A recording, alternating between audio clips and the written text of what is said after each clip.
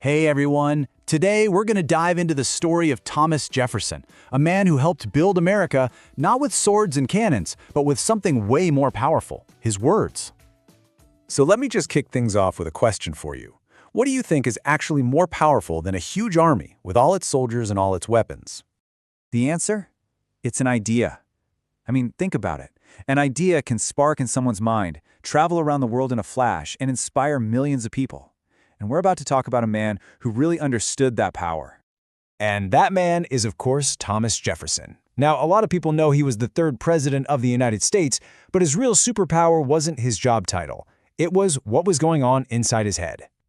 You know, when we look back at history, a lot of leaders are famous for the battles they won. But Jefferson? His legacy is all about the things he wrote and the big dreams he had for a new country. He believed that the right words could literally be the foundation for a whole nation. And that brings us straight to his most famous piece of writing, a document so powerful that it kicked off a revolution and helped create the United States of America.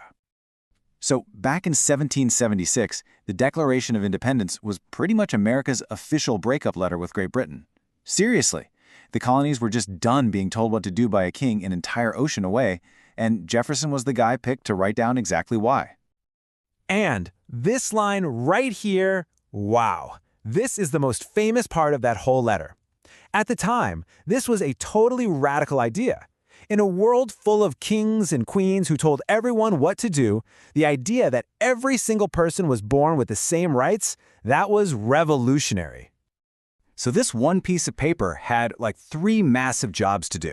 First, it had to list out all the complaints the colonies had against the king.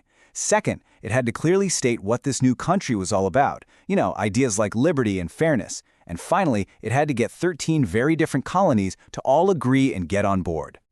And this just proves it, right? Jefferson showed everyone that you don't always need an army to start a revolution. Sometimes, just putting the right words together in the right way is enough to inspire people to build a whole new world.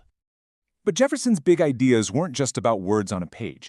When he became president, he saw a chance to give this new country he'd written about some serious room to grow. Just imagine this. What if you could make your country twice as big, like overnight, and do it without a single fight?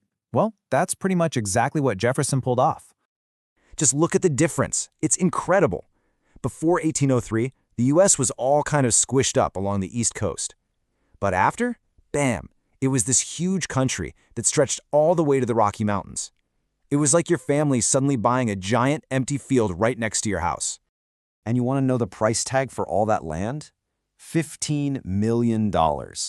Even back then, for that much territory, it was an absolutely insane bargain. Probably the best real estate deal in history.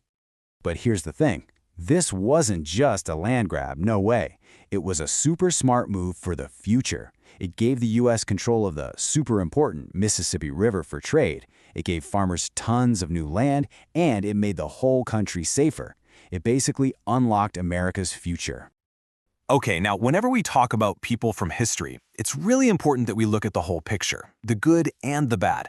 And Thomas Jefferson's story, well, it gets complicated. And this is where we have to face a really tough part of his story. The very same man who wrote those incredible, powerful words, "All men are created equal," well, he himself was an enslaver. He owned over 600 people during his life. And that's a really difficult but very important part of his story to understand. And this is a big lesson from history. People, even really famous, important people, can be full of contradictions. They can have these amazing ideas about freedom, but then not live up to those ideas in their own lives. But here's what's so incredible. The ideas he wrote down, they became bigger than him. They were so powerful that they took on a life of their own. For hundreds of years, people fighting for freedom and equality have used Jefferson's own words to argue for their rights, pushing America to be better. So when we look back, what's the legacy that Thomas Jefferson left behind? Well, it all comes back to the power of his ideas, especially his belief that knowledge and learning are everything. You can really see it in everything he did.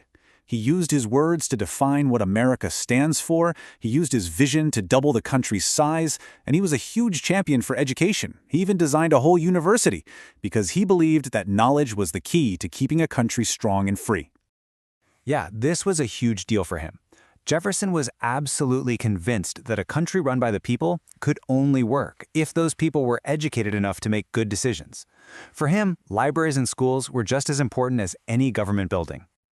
And that really leaves us with one final thought, doesn't it?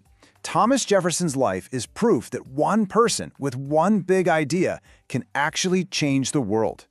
So it kind of makes you think, what's your big idea going to be?